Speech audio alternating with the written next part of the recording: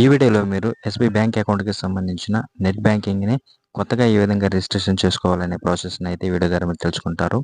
ఈ వీడియోలో పూర్తిగా స్టెప్ బై స్టెప్ ప్రాసెస్ అయితే అనమాట చేసి అయితే చూపిస్తాను. మీరైతే స్కిప్ చేయకుండా వీడియోని అయితే చూడండి. ఆ విధంగా చేస్తేనే మీకైతే క్లియర్‌గా అయితే అర్థమవుతుంది. ఇప్పుడైతే అసలు ఎస్బీఐ నెట్ బ్యాంకింగ్‌ని ఎందుకు క్రియేట్ చేసుకోవాలి? ఇలా క్రియేట్ చేసుకోవడం వల్ల మన బ్యాంక్ అకౌంట్‌కి ఎలాంటి అడ్వాంటేజ్ ఉంటది అనేది అయితే ఇప్పుడు తెలుసుకుందాం. మీరు గనక ఇలా రిజిస్ట్రేషన్ చేసుకున్న తర్వాత అయితే మీరు మీ యొక్క బ్యాంక్ అకౌంట్‌ని అయితే పూర్తిగా యాక్సెస్ చేయొచ్చు. మీ బ్యాంక్ అకౌంట్ డీటెయిల్స్ తెలుసుకోవాలనుకున్నా, అదేవిధంగా మీ యొక్క అమౌంట్‌ని ట్రాన్స్‌ఫర్ చేయాలనుకున్నా, ఏవైనా బిల్స్ పే చేయాలనుకున్నా, ఎక్కడుండి సరైనా 24/7 మీరు రాత్రైనా, పగలైనా మీరు ఎక్కడుండి కూడా మీరైతే ట్రాన్స్ఫర్ చేసుకోవచ్చు అనమాట. ఈ విధంగా రిజిస్ట్రేషన్ చేసుకున్న తర్వాత. అంతేకాకుండా మీ యొక్క అమౌంట్ అనేది అయితే ఈజీగా అయితే ఒక అకౌంట్ నుంచి అయితే వేరే అకౌంట్‌కి అయితే ఈజీగా అయితే ట్రాన్స్ఫర్ చేసుకోవచ్చు అనమాట. ఒకవేళ 1,00,000 నుంచి 10,00,000 బిట్వీన్‌లో మీరు ట్రాన్స్ఫర్ చేయాలనుకున్న ఆర్టీజీఎస్, నెఫ్ట్, ఐఎంపీఎస్ ఈ పద్ధతుల్లో అయితే మీరైతే ఈజీగా అయితే వితిన్ సెకండ్స్‌లో అయితే మీరు ట్రాన్స్ఫర్ చేసుకోవచ్చు. అలాగే మొబైల్ రీచార్జెస్ గానీ, డీటీహెచ్ రీచార్జెస్ గానీ, ఇన్సూరెన్స్ ప్రీమియమ్స్ లాంటివి అయితే మీరు డైరెక్ట్‌గా ఎస్బీఐ నెట్ బ్యాంకింగ్ ద్వారా అయితే ఎటువంటి ఎక్స్ట్రా ఫీజు లేకుండా అయితే మీరైతే ఇలాంటివి చేసుకోవచ్చు అనమాట. నెక్స్ట్ వచ్చేసి ఇన్వెస్ట్మెంట్ స్కీమ్స్ అనమాట. ఈ ఇన్వెస్ట్మెంట్ స్కీమ్స్ అనేటివి like mutual funds, fixed deposit లాంటివి అయితే మీరు బ్రాంచ్‌కి వెళ్ళకుండానే అయితే ఈ యొక్క ఎస్బీఐ నెట్ బ్యాంకింగ్ ద్వారా అయితే మీరు ఆన్‌లైన్‌లోనే చేసుకోవచ్చు. అదేవిధంగా మీ యొక్క ప్రొఫైల్ డీటెయిల్స్‌ని కూడా అప్డేట్ చేసుకోవచ్చు అనమాట. Like mobile number, email ID, name గానీ, అదేవిధంగా మీ యొక్క అకౌంట్ స్టేట్మెంట్ తెలుసుకోవాలనుకున్నా, అలాగే సిబిఎల్ స్కోర్ ఎంతున్నది అనేది కూడా మీరైతే ఈ నెట్ బ్యాంకింగ్ ద్వారా అయితే తెలుసుకోవచ్చు. అలాగే మీ యొక్క చెక్ బుక్‌ని అప్లై చేయాలనుకున్నా, లేదా ఏటీఎం డెబిట్ కార్డ్‌ని లేదా క్రెడిట్ కార్డ్‌ని అప్లై చేయాలనుకున్నా కూడా అయితే మీకు ఈ నెట్ బ్యాంకింగ్ అనేది అయితే చాలా యూజ్ అవుతుందనమాట. దీనికోసం మీరు బ్రాంచ్‌కి వెళ్ళి క్యూలో నిలబడాల్సిన అవసరం కూడా ఉండదు. వితిన్ సెకండ్స్‌లో అయితే మీరు ఇలాంటి సర్వీసెస్ అయితే ఈ నెట్ బ్యాంకింగ్ ద్వారా అయితే పొందవచ్చనమాట. ఓకే. అందుకే వీలైనంత ఈజీగా ఉండటానికైతే మీరు ఈ యొక్క నెట్ బ్యాంకింగ్‌ని అయితే క్రియేట్ చేసుకోండి. ఓకే. ఇప్పుడైతే ఏ విధంగా రిజిస్ట్రేషన్ చేసుకోవాలనే ప్రాసెస్‌ని అయితే ఇప్పుడైతే స్టార్ట్ చేద్దాం. ఓకే. మీరు గూగుల్ గానీ, క్రోమ్ గానీ ఓపెన్ చేసేయండి. ఓపెన్ చేసిన తర్వాత ఇక్కడ సెర్చ్ బార్‌లో ఎస్బీఐ నెట్ బ్యాంకింగ్ అని అయితే టైప్ చేసి సెర్చ్ అయితే చేసేయండి. నెక్స్ట్ వచ్చేసి ఇక్కడ మీకు కంటిన్యూ టు లాగిన్ అని ఉంటుంది. దాని మీద కూడా క్లిక్ చేసేయండి. క్లిక్ చేసిన తర్వాత నెక్స్ట్ ఇక్కడ కంటిన్యూ టు లాగిన్ కూడా మళ్ళీ ఉంటుంది. దాని మీద కూడా క్లిక్ చేసి ఈ విధంగా ఓపెన్ చేయగానే ఇక్కడ మీకు యూజర్ నేమ్, పాస్వర్డ్ ఎంటర్ చేసే పేజ్‌కి అయితే వస్తుందన్నమాట. ఇక్కడ మీకు జస్ట్ కొంచెం సైడ్‌కి స్క్రోల్ చేయగానే ఇక్కడ మీకు new user register here or activate అనే ఆప్షన్ అయితే కనిపిస్తుందన్నమాట. ఎందుకంటే మనం కొత్తగా రిజిస్ట్రేషన్ చేస్తున్నాం కాబట్టి అయితే ఈ ఆప్షన్ అయితే సెలెక్ట్ చేసుకోవాలి. ఈ విధంగా సెలెక్ట్ చేసుకున్న తర్వాత మీకు ఇక్కడ ఈ విధంగా చూపిస్తుంది. ఇక్కడ ఓకే అయితే ఇచ్చేసేయండి. నెక్స్ట్ వచ్చేసి ఇక్కడ మీకు న్యూ యూజర్ రిజిస్ట్రేషన్ అనే ఆప్షన్ అయితే కనిపిస్తుంటుంది అనమాట. ఆప్షన్ అలాగే ఉంచేసి కొంచెం కిందికి స్క్రోల్ చేస్తే మీకు ఇక్కడ నెక్స్ట్ బటన్ ఉంటుంది. నెక్స్ట్ బటన్ మీద అయితే క్లిక్ చేసి నెక్స్ట్ పేజ్‌కి అయితే వెళ్ళిపోండి. ఈ విధంగా ఓపెన్ చేసిన తర్వాత ఇక్కడ మీకు మీ యొక్క అకౌంట్ డీటెయిల్స్ అయితే ఇక్కడ ఇయ్యాల్సి ఉంటుందన్నమాట. Like account number, CF number, branch code, country, phone number ఇలాంటివి క్యాప్చా ఇలాంటివి ఎంటర్ చేయాల్సి ఉంటుందన్నమాట. ఇవన్నీ అయితే మీరు ఒక దగ్గర దీనికి అకౌంట్‌కి సంబంధించిన డీటెయిల్స్‌ని అయితే ఒక దగ్గర అయితే ఉంచుకొని ఒకదాని తర్వాత ఒకటైతే ఇక్కడైతే ఎంటర్ చేసేయండి.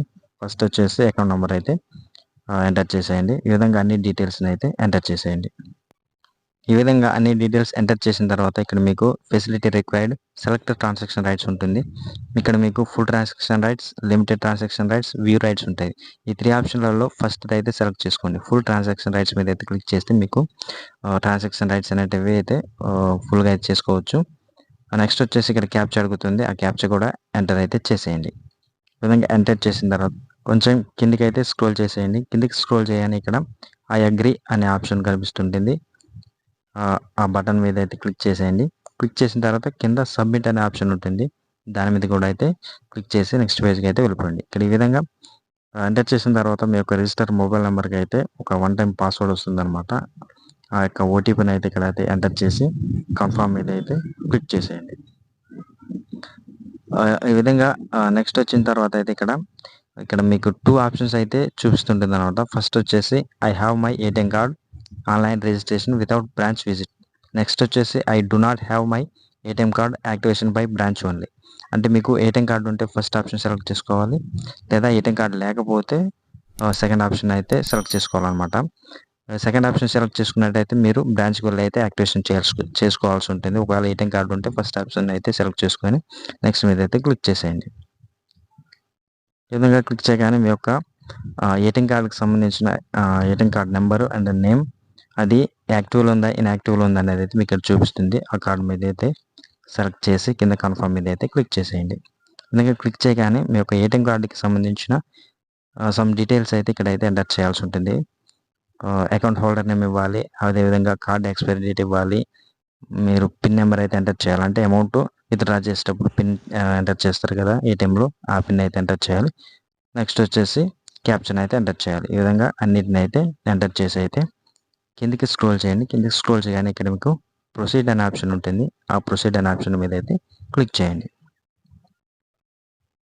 క్లిక్ చేయగానే ఇక్కడ మీకు ఈ విధంగా అయితే ఒక రిఫరెన్స్ నెంబర్ చూపిస్తుంటుంది. ఆ విధంగా స్టేటస్ సక్సెస్ అని చూపిస్తుంది. మీకు ఏ టైంకి సక్సెస్ అయిందని ఇక్కడ టైమ్ ఆఫ్ వ్యాలిడేషన్ చూపిస్తుంది. మీరు ఈ విధంగా వచ్చిన తర్వాత అయితే మీరు ఈ పేజ్ని ఈ విధంగా అయితే క్లిక్ చేయకూడదు అనమాట. ఆటోమేటిక్గా నెక్స్ట్ పేజ్కి ఈ విధంగా అయితే వెళ్ళిపోతుంది. ఇక్కడ మీరు అనుకున్న యూజర్ నేమ్ని అయితే ఇక్కడ ఎంటర్ చేయాలన్నమాట. లైక్ లెటర్స్గా ఉండాలి, అదేవిధంగా నెంబర్ ఉండేటట్టు కూడా మీకు హై సెక్యూర్గా ఉండేటట్టు అయితే యూజర్ నేమ్ని అయితే ఈ విధంగా ఎంటర్ అయితే చేసేయండి.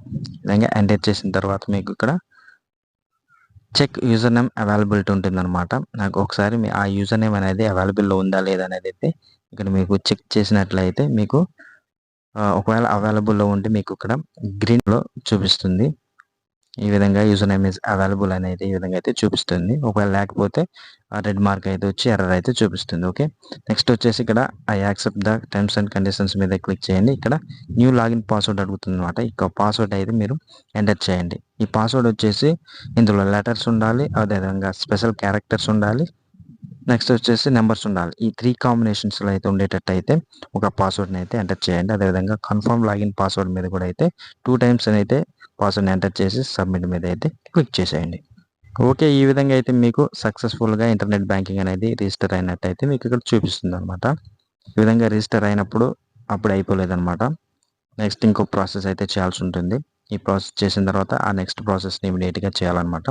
మీరైతే ఇక్కడ క్లోజ్ బటన్ మీద అయితే క్లిక్ చేసేయండి. కంటిన్యూ టు లాగిన్ మీద అయితే క్లిక్ చేసి మళ్ళీ user name and password enter చేసే పేజ్కి అయితే ఈ విధంగా ఉంటుందన్నమాట. ఇక్కడికైతే వెళ్ళిపోండి. ఇక్కడ మీకు సంబంధించిన user name, password and caption అయితే ఎంటర్ చేసేయండి. అంటే ఇప్పుడు రిజిస్ట్రేషన్ చేసుకున్నారుగా, ఆ యూజర్ నేమ్ అండ్ పాస్వర్డ్ అయితే ఎంటర్ చేయండి. కిందికి స్క్రోల్ చేసి ఇక్కడ లాగిన్ ఆప్షన్ కనిపిస్తుంది, దాని మీద అయితే క్లిక్ చేయండి. ఈ విధంగా మీ యొక్క రిజిస్టర్ మొబైల్ నెంబర్కి ఓటీపీ అయితే వస్తుందన్నమాట. ఆ ఓటీపీని అయితే ఇక్కడ ఎంటర్ చేయండి. ఎంటర్ చేసిన తర్వాత ఇక్కడ సబ్మిట్ ఆప్షన్ కనిపిస్తుంది, దాని మీద అయితే క్లిక్ చేయండి.